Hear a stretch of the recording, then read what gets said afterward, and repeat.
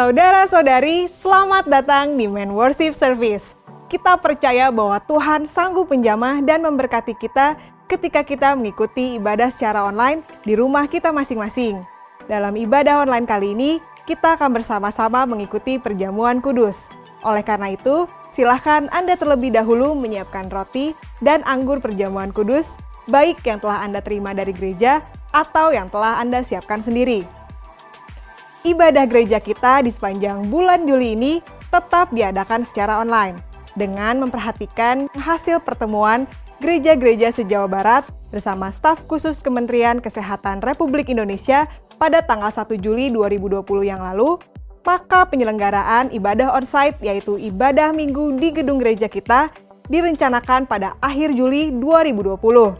Oleh karena itu, mohon Anda memperhatikan pengumuman selanjutnya melalui ibadah online ini. Pastikan Anda memiliki buku ibadah harian Jilid 3 untuk periode bulan Juli sampai September yang akan menolong diri Anda untuk semakin akrab dengan Tuhan. Dapatkan buku tersebut dengan harga Rp70.000 dengan menghubungi WhatsApp atau WA di nomor 0811 588 580. Di bulan Juli ini, kita membahas suatu tema baru, yaitu menyelesaikan pertandingan sampai akhir. Melalui tema ini, kita akan belajar tentang 4 mentalitas yang dapat merintangi kita untuk melewati era new normal dengan keberhasilan. 4 mentalitas yang dengan pertolongan Tuhan akan dapat kita taklukkan sehingga kita dapat menjangkau masa depan yang gemilang. Minggu ini, kita akan belajar dari firman Tuhan tentang bagaimana mengatasi perintang pertama mentalitas, yaitu mengatasi mentalitas fatalistik. Kita akan mempelajari 2 prinsip penting yang akan menolong kita untuk dapat mengatasi mentalitas fatalistik, sehingga setiap kita dapat melewati era new normal dengan keberhasilan. Sebelum kita belajar kebenaran firman Tuhan mengenai 2 prinsip untuk mengatasi mentalitas fatalistik tersebut yang akan sangat menginspirasi kita, mari kita menyiapkan hati serta terlebih dahulu memuji Tuhan.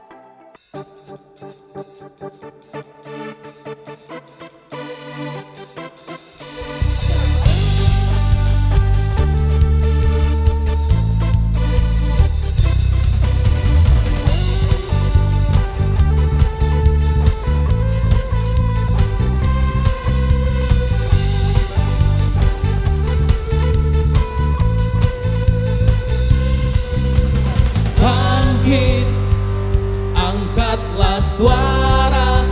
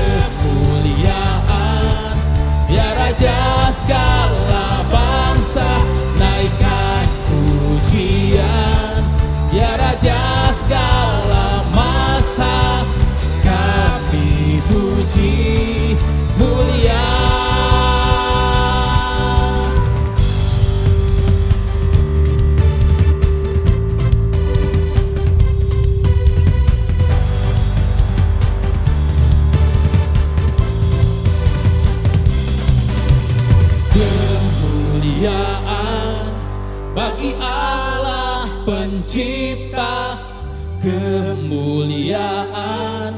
Ya Raja segala bangsa, naikkan pujian. Ya Raja segala masa, kami puji mulia.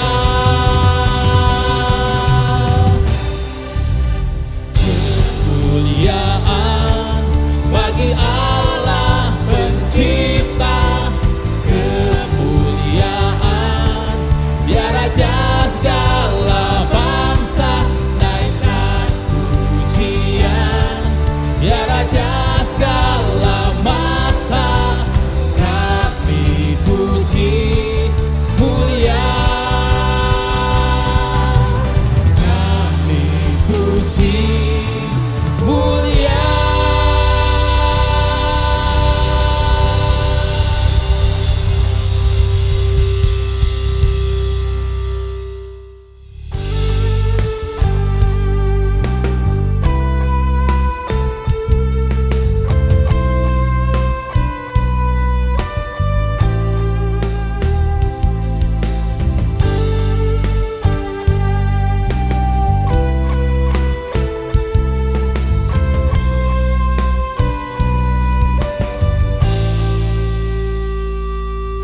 Bapakku datang dan berserah, ku nyatakan Kau yang berkuasa.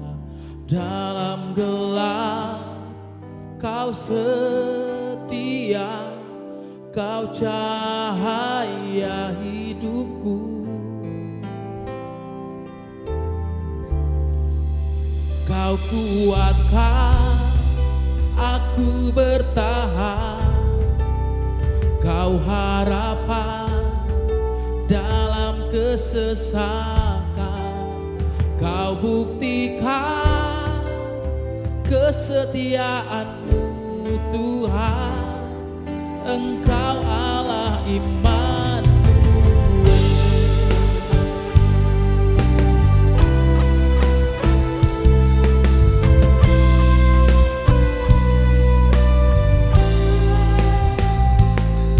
Bapakku datang untuk menyembah, ku nyatakan Kau yang bertata. Dalam lemah Kau sempurna, Kau cahaya bagiku. Kau kuatkan aku bertahan, Kau harapan dalam kesesakan. Kau buktikan kesetiaan-Mu Tuhan, Engkau Allah Immanuel. Kau kuatkan aku bertahan, Kau harapan dalam kesesakan. Kau buktikan kesetiaan-Mu Tuhan, Engkau Allah Immanuel.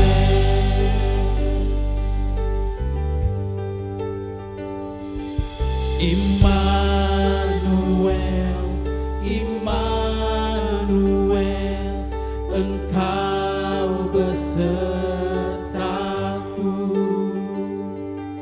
Immanuel, Immanuel, Engkau Allah besertaku. Immanuel, Immanuel,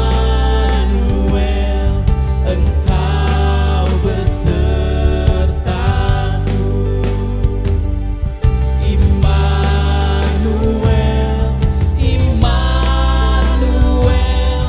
Engkau Allah besertaku.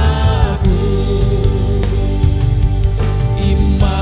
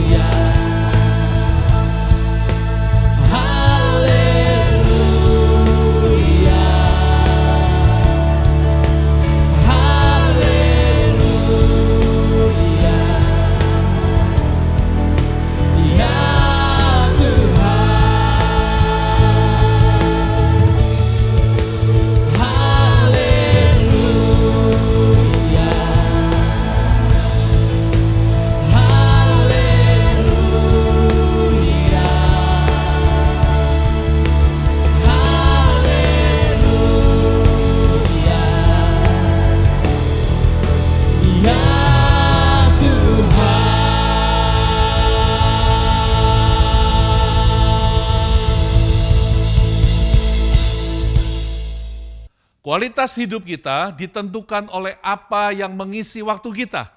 Semakin kita gunakan untuk hal-hal yang bermutu, maka hidup kita akan jadi semakin bermutu. Isilah waktu Anda setiap hari dengan persekutuan bersama Tuhan. Lakukanlah ibadah harian, hidup Anda akan semakin bugar. Telah terbit buku ibadah harian jilid 3 edisi bulan Juli sampai September. Segera dapatkan buku ini dengan menghubungi nomor telepon berikut melalui WhatsApp. Mari kita isi kehidupan kita secara bermutu.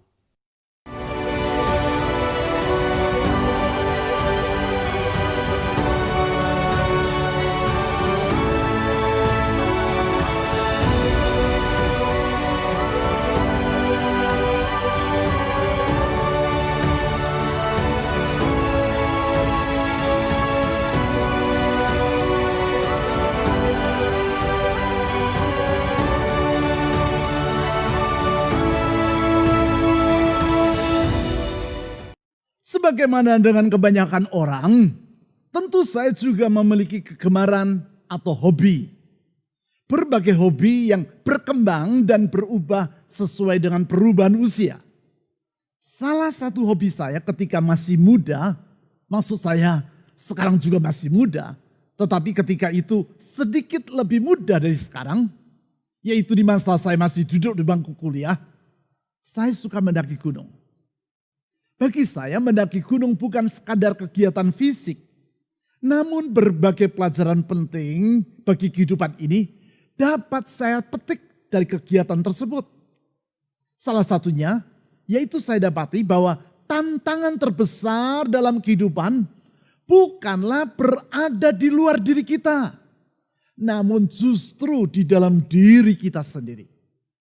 Untuk menaklukkan sebuah gunung, yaitu dengan mencapai puncaknya, yang harus kita taklukkan bukan sekadar terjalnya tebing gunung yang harus kita daki, atau lebatnya hutan yang harus kita lewati, atau sukarnya medan perjalanan yang harus kita tempuh. Namun sikap hati kita, itulah yang harus kita taklukkan. Ya, sikap hati yang harus kita kuasai dan taklukkan. Sebab saya dapati, di medan yang sebenarnya tidak terlalu berat pun, ada juga orang yang walaupun memiliki tubuh yang kekar, namun tidak mampu meneruskan perjalanan sampai ke puncak. Sedangkan ada teman-teman saya yang badannya lebih ringkih, yang melakukan perjalanan dan menempuh rute yang sama dengan mereka yang bertubuh tinggi besar tadi, berhasil mencapai tujuan. Yaitu puncak gunung yang kami daki. Medan yang sama, rute yang sama, tantangan yang sama. Yang berbadan tinggi besar gagal mencapai puncak. Sedangkan yang tubuhnya berukuran biasa-biasa saja justru berhasil mencapai tujuan. Mengapa demikian?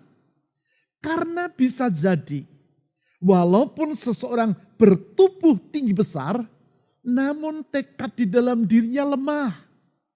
Sehingga ketika menghadapi medan yang terjal, yang sebenarnya dapat ia atasi, tetapi karena tekad di dalam dirinya lemah, maka ia menyerah di tengah perjalanan. Sedangkan tidak jarang orang yang ukuran tubuhnya biasa-biasa saja, namun semangat juang dalam dirinya sekuat baja. Alhasil, dengan semangat yang teguh itu, ia terus berjuang. Selangkah demi selangkah ia bergerak maju. Dan akhirnya berhasil mencapai puncak yang ia tuju. Walaupun medan yang ia hadapi sebenarnya berat, namun ia tidak menyerah. Ia berkata kepada rekan-rekan seperjalanannya, "See you at the top." Sampai berjumpa di puncak. See you at the top.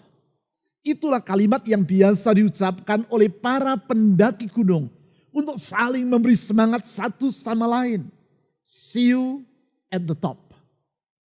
Bukankah hal yang sama kita lihat dalam kehidupan ini? Para murid yang di kelas dipandang sebagai siswa yang pandai. Ketika ia sudah terjun di tengah masyarakat, ternyata keberhasilan yang ia raih biasa-biasa saja. Sedangkan teman-teman satu kelasnya yang dianggap sebagai murid yang berkepandaian rata-rata, justru ketika sudah berkarir, yang bersangkutan mampu meraih hasil yang luar biasa. Mengapa demikian? Karena untuk mencapai keberhasilan, di samping diperlukan IQ atau inteligensi yang tinggi, juga diperlukan EQ atau emotion alias semangat yang teguh. Orang yang IQ-nya tinggi, namun kalau EQ-nya rendah, ia akan sulit untuk mencapai keberhasilan. EQ, emotional quotient, yang rendah, membuat dirinya mudah menyerah. Padahal hidup ini tidaklah lepas dari kesukaran. Yang bersangkutan tidak memiliki kegigihan untuk terus berjuang sampai mencapai garis akhir. Sikap gigih dalam berjuang itulah yang Tuhan ingatkan kepada Yosua. Ketika Yosua dan bangsa Israel akan memasuki suatu tatanan kehidupan yang baru atau a new normal di negeri Kanaan. Untuk itu 3 kali dalam Yosua pasal 1 ayat 1 sampai 9 Tuhan mengingatkan Yosua agar yang bersangkutan hidup dengan hati yang kuat dan teguh. Hati yang kuat dan teguh ini bukan saja diperlukan Yosua untuk menaklukkan para raksasa, yaitu orang-orang enak yang bertubuh tinggi besar dan yang menghuni negeri Kanaan. Terlebih lagi, Yosua juga memerlukannya untuk menaklukkan para raksasa yang ada di dalam dirinya sendiri. Hanya kalau ia berhasil menaklukkan para raksasa di dalam dirinya itu, barulah para raksasa yang di luar sana akan dengan mudah ia kalahkan. Memang di dalam era perubahan, era yang lazim disebut sebagai new normal ini, ada berbagai tantangan atau raksasa yang ada di dalam diri kita yang perlu kita taklukkan. Para raksasa yang perlu kita taklukkan agar kita dapat menyelesaikan perjalanan hidup sampai akhir dengan gemilang atau go the distance. Menyelesaikan pertandingan sampai akhir.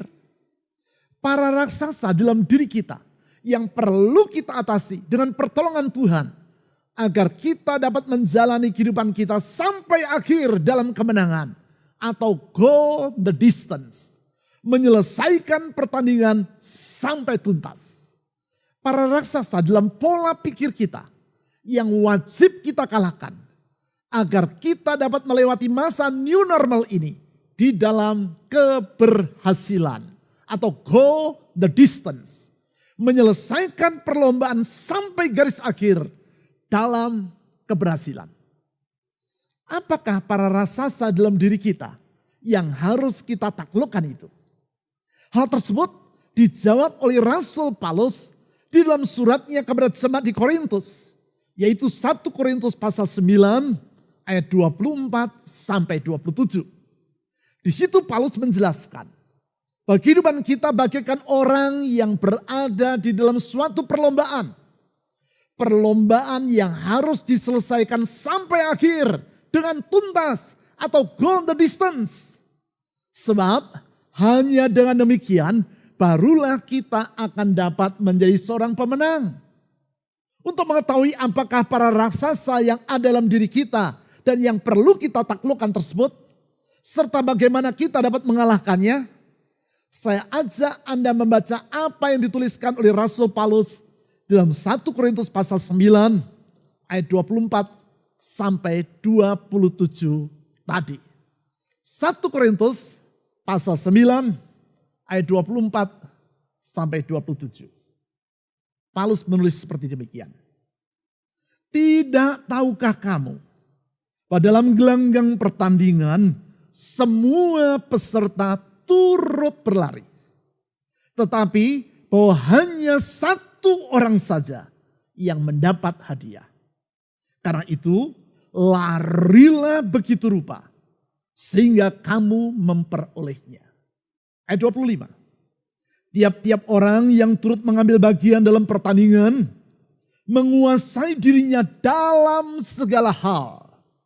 Mereka berbuat demikian untuk memperoleh suatu mahkota yang fana. Tetapi kita untuk memperoleh suatu mahkota yang abadi. Sebab itu aku tidak berlari tanpa tujuan. Dan aku bukan petinju yang sembarangan saja memukul. Tetapi aku melatih tubuhku dan menguasainya seluruhnya. Supaya sesudah memberitakan Injil kepada orang lain, jangan aku sendiri ditolak. Di dalam ayat-ayat ini, Rasul Paulus secara tidak langsung menyebut tentang adanya 4 raksasa di dalam diri kita yang harus kita taklukkan. 4 raksasa dalam bentuk mentalitas atau pola pikir yang menghambat diri kita untuk menyelesaikan kehidupan ini secara berkemenangan. Di sepanjang bulan ini, kita akan membahas ke-4 raksasa itu dan bagaimana dengan pertolongan Tuhan Yesus kita akan dapat menaklukkan mereka. Untuk itu, kita mulai dari raksasa yang pertama, yaitu mentalitas menerima nasib alias hidup dengan mentalitas fatalistik. Hal tersebut diutarakan oleh Rasul Paulus di dalam ayat 24. Tentang hal itu ia menggambarkan kehidupan kita seperti orang yang sedang berada di dalam gelanggang pertandingan. Di dalam hal ini yaitu pertandingan lari. Dari gambaran ini kita mengetahui bahwa untuk menaklukkan raksasa yang bernama fatalisme ini ada 2 prinsip yang perlu kita pegang. Prinsip yang pertama yaitu bahwa masa depan tidak boleh kita serahkan kepada nasib. Itu sebabnya dalam ayat 24 tadi Paulus menggambarkan kehidupan kita seperti orang yang sedang berada di dalam gelanggang pertandingan. Mengapa Paulus menggambarkan kehidupan kita seperti orang yang berada di dalam gelanggang pertandingan, yaitu lomba lari? Mengapa ia tidak menggambarkannya seperti orang yang berada dalam suatu undian? Membahas ayat ini, saya sering bertanya, apakah persamaan dan perbedaan antara perlombaan dengan undian? Persamaannya, orang yang menang baik dalam perlombaan ataupun undian akan sama-sama memperoleh hadiah. Ya, orang yang memenangkan pertandingan atau perlombaan akan memperoleh hadiah. Paulus menulis hal itu di dalam ayat 24 tadi. Mari kita lihat kembali ayat tersebut. 1 Korintus pasal 9 ayat 24. Tidak tahukah kamu bahwa dalam gelanggang pertandingan semua peserta turut berlari. Tetapi bahwa, perhatikan kalimat berikutnya. Tetapi bahwa hanya 1 orang saja yang mendapat hadiah. Karena itu larilah begitu rupa sehingga kamu memperolehnya. Maksudnya memperoleh hadiah tadi.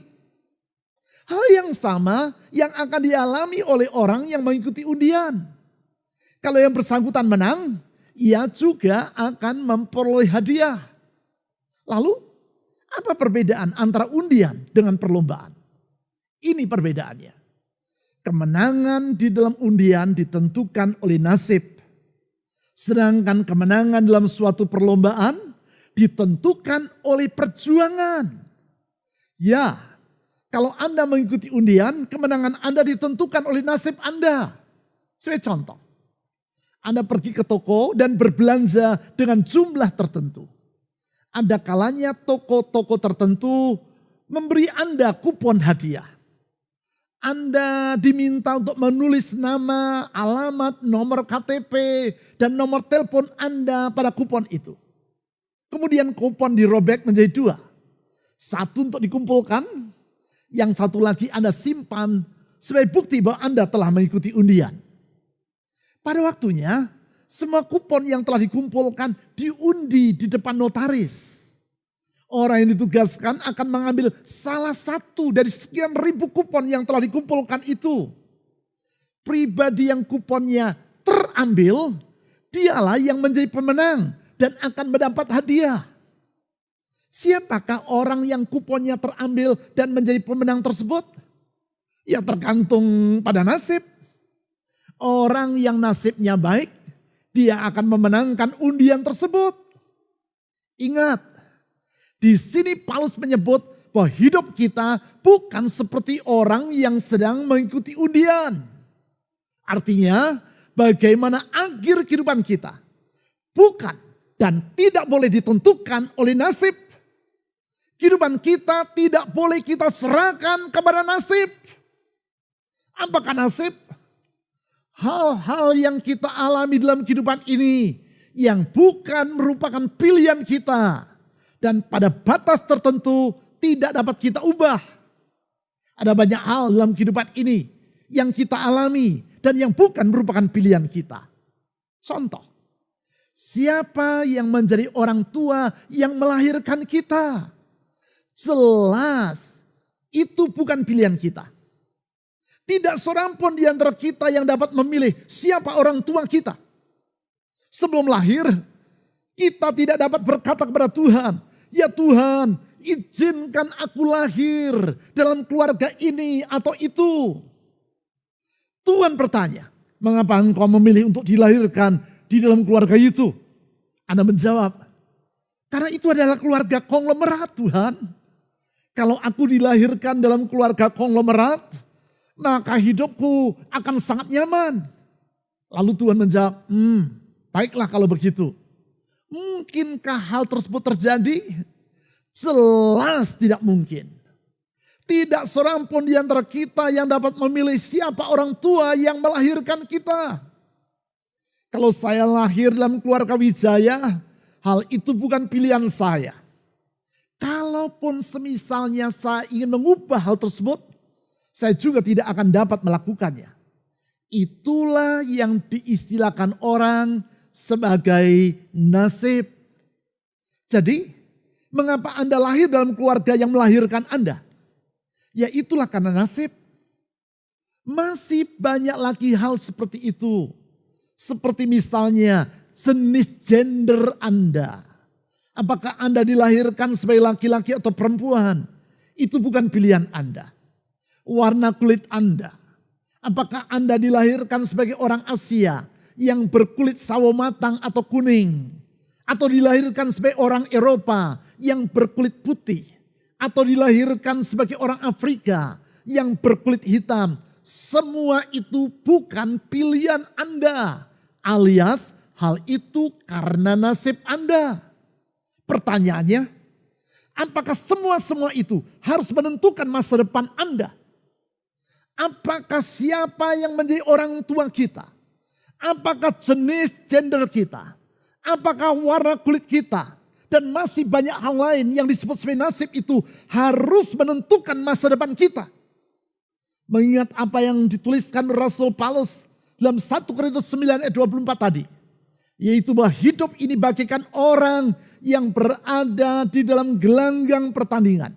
Dan bukan seperti orang yang mengikuti undian. Maka berarti kehidupan kita sama sekali tidak boleh kita serahkan kepada nasib. Ya, nasib tidak boleh kita biarkan mengungkung dan membatasi kehidupan kita. Nasib tidak boleh memenjarakan kehidupan kita dan menentukan masa depan kita. Kalau demikian, apakah yang menentukan masa depan kita? Itulah prinsip yang kedua. Yaitu bahwa masa depan kita ditentukan oleh perjuangan. Sama seperti orang yang mengikuti perlombaan lari. Dan yang ditulis oleh Rasul Paulus tadi. Apakah yang bersangkutan akan menjadi seorang juara atau tidak? Sangat ditentukan oleh perjuangan dirinya. Karena itu di dalam 1 Korintus 9 ayat 24, Paulus berkata seperti berikut. Saya baca ulang. 1 Korintus 9 ayat 24. Tidak tahukah kamu bahwa dalam gelanggang pertandingan semua peserta turut berlari. Tetapi bahwa hanya satu orang saja yang mendapat hadiah. Perhatikan kalimat berikutnya. Perhatikan. Dia katakan demikian lebih jauh. Karena itu, karena hanya satu orang yang mendapat hadiah, larilah begitu rupa. Saya ulang, larilah begitu rupa. Sehingga kamu memperolehnya. Larilah begitu rupa. Run in such way, kata bahasa Inggris. Apa maksudnya? Larilah dengan sekuat tenaga. Larilah dengan konsentrasi penuh. Larilah dengan sikap yang gigih. Ya, larilah dengan segenap perjuangan Anda. Ya, kemenangan dalam suatu perlombaan ditentukan oleh perjuangan. Perjuangan apa? Perjuangan untuk menaklukkan diri sendiri. Ini yang membedakan antara lomba lari dengan pertandingan yang lain. Seperti misalnya bulu tangkis. Dalam bulu tangkis, kita harus mengalahkan lawan kita dengan memukul kok atau bola bulu tangkis sedemikian rupa sehingga sulit untuk ditangkis oleh lawan kita. Kita pukul kok ke pojok-pojok arena, ke depan, ke belakang, dengan pukulan yang kuat dan cepat, supaya lawan kita sulit untuk mengejarnya. Dengan cara itu, kita menaklukkan yang bersangkutan. Tetapi tidak demikian halnya dengan lomba lari. Yang harus kita taklukkan adalah diri kita sendiri. Hanya kalau kita berhasil menaklukkan diri kita sendiri, maka barulah kita dapat berlari dengan lebih cepat daripada lawan kita. Hanya dengan demikian, barulah kita dapat menjadi seorang pemenang dalam perlombaan tersebut. Banyak hal yang harus kita taklukkan dalam diri kita. Di antaranya yaitu perasaan terlalu cepat berpuas diri, perasaan putus asa, dan perasaan menyerah kepada nasib. Semua itu harus kita taklukkan dalam kehidupan kita. Kita taklukkan, yaitu dengan berpegang kepada janji Tuhan. Kita terus berjuang secara gigih. Dengan demikian, sesulit apapun keadaan yang kita hadapi, kita dapat berkata satu sama lain, see you at the top. Sampai berjumpa di puncak. Ayo berjalan terus, ayo berjuang terus, jangan menyerah. Jangan cepat berpuas diri. Jangan menyerah kepada nasib. See you at the top. Sampai berjumpa di puncak. Sikap tidak sudi menyerah kepada nasib seperti itulah yang dapat kita lihat dalam diri Charles Dickens. Seorang sastrawan kelas dunia yang sangat terkenal. Yang bersangkutan dilahirkan hampir 200 tahun yang lampau di Inggris. Walaupun 200 tahun sudah berlalu, sampai saat ini karya-karyanya masih terus diterbitkan, diterjemahkan ke dalam berbagai bahasa dan dibaca orang. Saya hampir dapat memastikan, kalau Anda seorang penggemar karya sastra, pasti Anda pernah mendengar nama Charles Dickens. Atau mungkin malahan pernah membaca karya tulisnya, seperti misalnya A Tale from Two Cities atau Kisah dari Dua Kota. Masa kecil Charles Dickens cukup sangat suram. Ia dilahirkan dalam lingkungan yang sangat sulit. Ayahnya John Dickens adalah seorang penjudi dan pemabuk. Suatu malam, John, ayah dari Charles, mengalami kekalahan di meja judi. Sehingga seluruh hartanya habis. Dalam satu malam itu ia jatuh bangkrut. Kekalahannya di meja judi sedemikian besarnya sehingga ia tidak mampu untuk membayarnya. Sebagai akibat, John Dickens dijebloskan ke dalam penjara.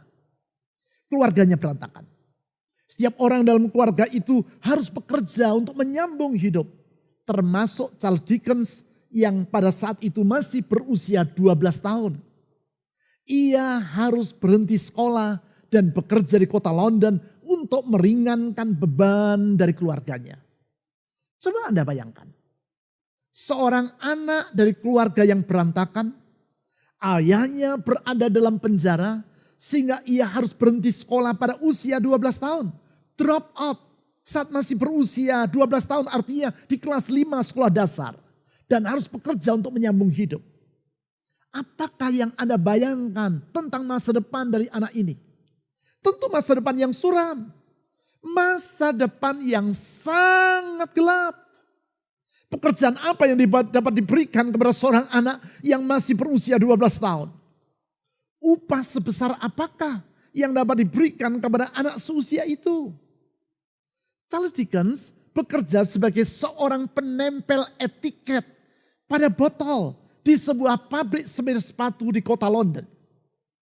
Karena terlalu miskin untuk dapat menyewa tempat tinggal, Charles menginap di gudang tempat ia bekerja. Dari pagi sampai sore, ia bekerja menempel etiket pada botol di gudang tersebut. Malam harinya ia tidur dalam gudang yang sama. Nasibnya sangat suram. Namun keadaan yang sesak tersebut tidak memadamkan cita-citanya. Ia bercita-cita untuk menjadi seorang penulis dan sastrawan. Seorang sastrawan? Seorang anak dropout kelas 5 SD ingin menjadi seorang sastrawan? Sungguh menggelikan, bukan? Mungkin menggelikan bagi orang lain.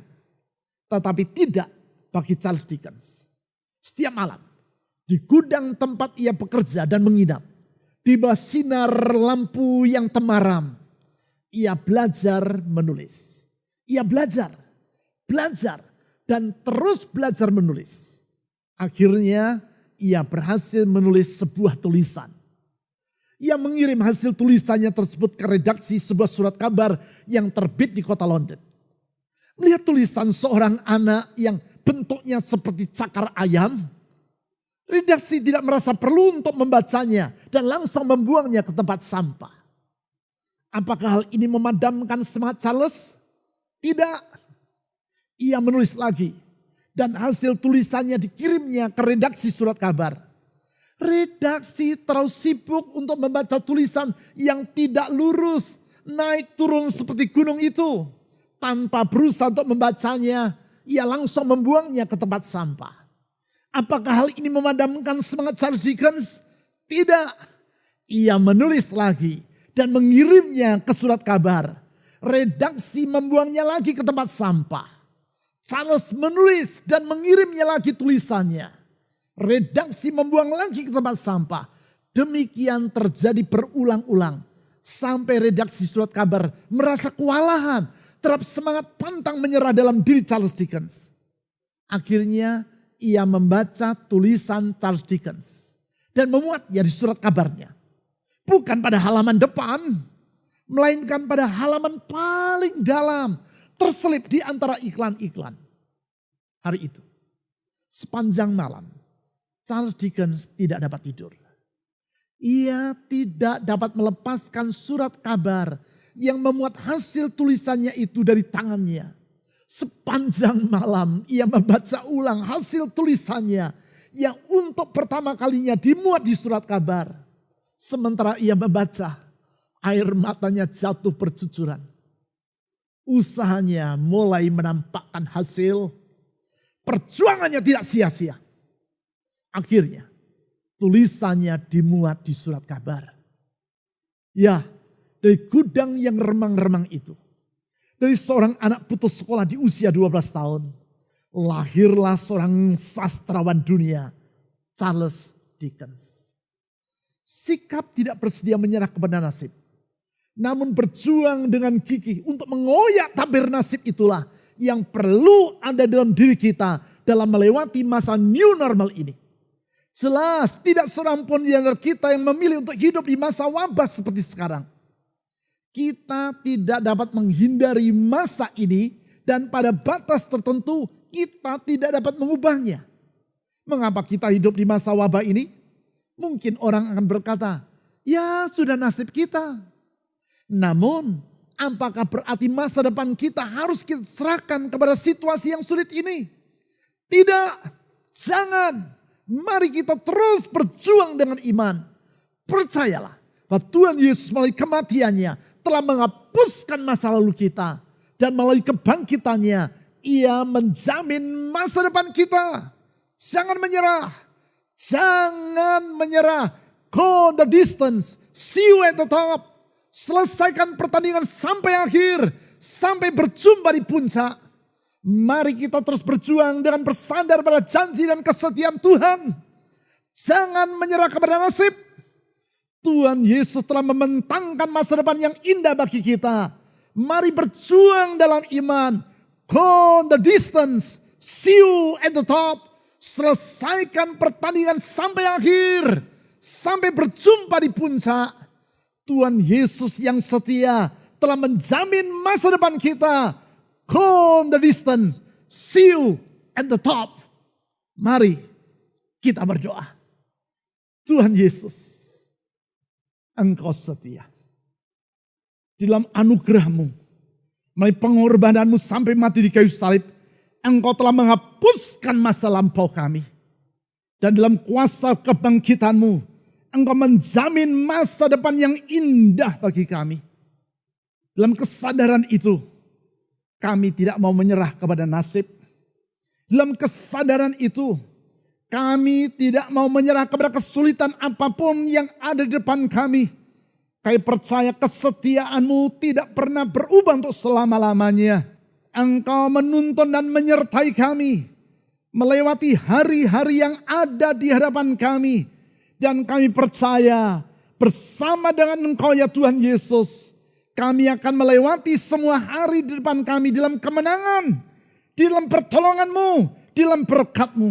Oleh karena itu saya berdoa Tuhan Yesus, untuk semua orang yang sedang mendengarkan uraian firman Tuhan ini, dimanapun mereka berada, apapun kesulitan yang mereka sedang hadapi, apapun harapan dan kerinduan dalam hati mereka, saya berdoa Tuhan Yesus, genapi janji-Mu.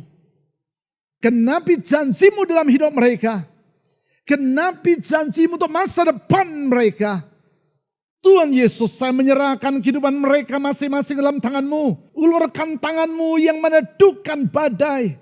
Tangan-Mu yang membangkitkan orang yang lumpuh. Bahkan membangkitkan orang yang mati. Membuka masa depan yang baru bagi setiap orang.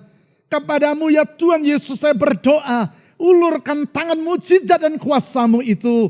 Dan di dalam nama di atas segala nama. Nama Yesus Kristus Tuhan. Juru selamat yang hidup. Kami telah berdoa. Amin. Mari kita mengarahkan hati kita kepada Tuhan. Untuk sebentar kita akan mengambil bagian di dalam perjamuan kudus. Pada malam sebelum Tuhan Yesus diserahkan, Ia berkumpul bersama-sama dengan murid-muridnya. Ia mengambil roti, mengucap syukur atasnya, kemudian memecah-mecahkan dan membagi-bagikan kepada murid-muridnya seraya berkata, "Inilah tubuhku yang dipecahkan untukmu. Ambillah dan makanlah, dan lakukanlah setiap kali untuk menjadi peringatan akan aku." Mari kita makan bersama di dalam ucapan syukur kita kepada Tuhan.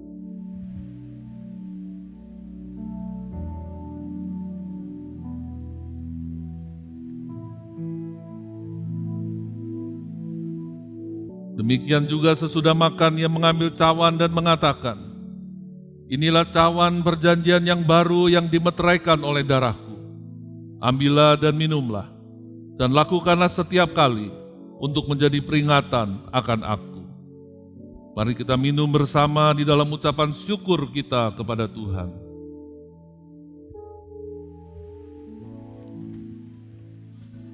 Engkau ku sembah, Kau yang terindah, pulihkanku dengan darah-Mu.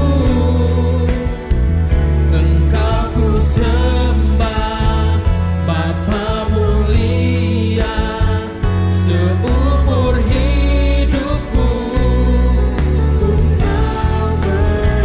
Engkau ku sembah, Kau yang terindah,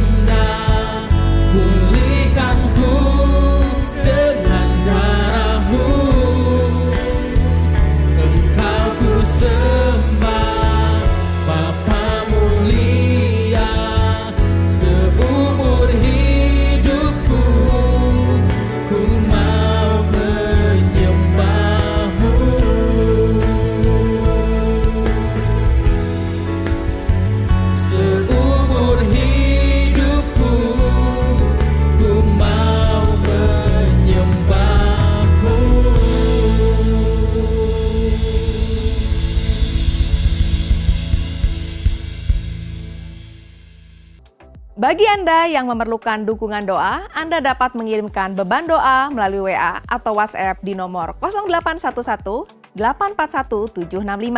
Sekali lagi, kirimkan beban doa Anda melalui WA ke nomor 0811 841 765. Mari kita wujudkan iman dan kasih kita kepada Tuhan melalui persembahan kita. Anda dapat memberikan persembahan dan persepuluhan dengan mengirimkannya ke nomor rekening yang tertera di layar. Selain itu, telah tersedia alternatif bagi Anda untuk memberikan persembahan dan persepuluhan, yaitu dengan menggunakan dompet digital melalui aplikasi yang tertera di layar Anda. Anda juga dapat melihat berbagai informasi penting dari gereja kita melalui website www.fajarpengharapan.net atau melalui aplikasi GKPB Fajar Pengharapan, serta Instagram GKPB Fajar Pengharapan. Terima kasih telah beribadah bersama kami, dan kami sangat menantikan kunjungan Anda selanjutnya. Sampai bertemu kembali minggu depan.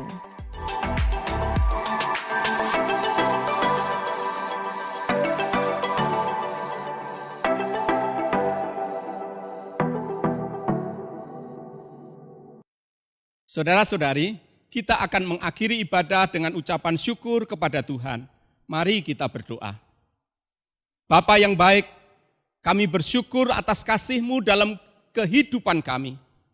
Kami bersyukur kepada Tuhan karena dapat beribadah dan mengalami kehadiran Tuhan yang meneguhkan jiwa kami.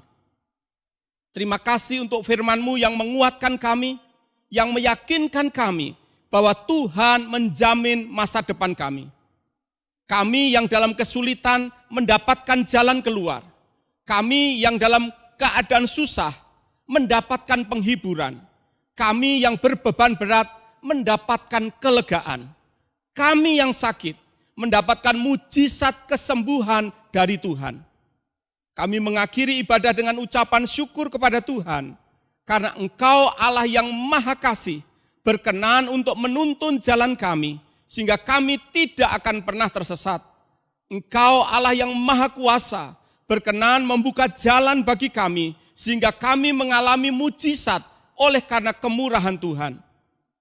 Dengan keyakinan akan kasih Tuhan, saya berdoa, kiranya berkat dari Bapa di surga, kasih dari Tuhan Yesus Kristus, dan kuasa Roh Kudus dinyatakan dalam kehidupan setiap jemaat. Di dalam nama Tuhan Yesus, kami berdoa dan bersyukur. Amin.